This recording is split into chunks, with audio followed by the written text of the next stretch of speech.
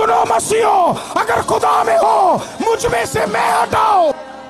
कई प्रभु के दासों को मैं बहुत ज्यादा पसंद करता हूं, मेरी आदत है लोगों के बारे में पढ़ना, लेकिन मैं आपको बताऊं, मैं जितना कैथरीन कुलमैन को ब्लेस्ड मानता हूं, मेरे को बहुत इन्फ्लुएंस किया उस बहन ने।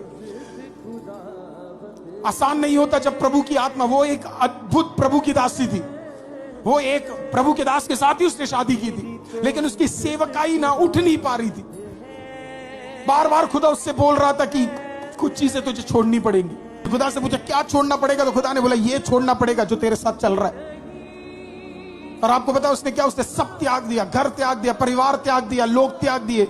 एक दिन गाड़ी में अपने पति के साथ जा रही थी, वही गाड़ी से बाहर निकली, बोला मैं जा रही हूं सेवा करने के लिए। एक दिन कहीं पर जाके सेवा कर रही थी, पोडियम पे खड़ी थी, प्रचार का टाइम था, तभी किसी ने आके उसको ऑर्गेनाइजर को बोला तुझे पता है ये और डिवोर्सी है। उस प्रभु के दास ने भरे मीटिंग में उसका मजाक उड़ाया और बोला कि निकल यहां से बाहर, हम तुझे यहां खड़े होकर प्रचार करने नहीं देंगे।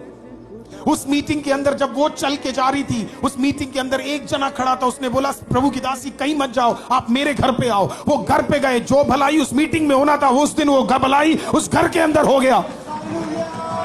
वो था प्रभु की दासी कैथरीन कुलमैन का मिनिस्ट्री का शुरुआत। उसके बाद ऐसा कोई अरीना नहीं, ऐसा कोई जगह नहीं। उनके बारे में बताया जाता है वो कभी भी वो एयरपोर्ट में नॉर्मल चल के जा नहीं सकती थी, जहां जहां वो जाती थी लोग गिरते थे।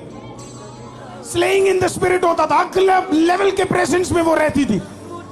तो इसके लिए लोगों को उन्हें क्या करना पड़ता था पता है, जब वो एयरपोर्ट में आती थी लोगों को लिटरली अंडरग्राउंड उनको लेकर जाना पड़ता था, क्योंकि उतने अभिषेक में वो प्रभु की दासी रहती थी।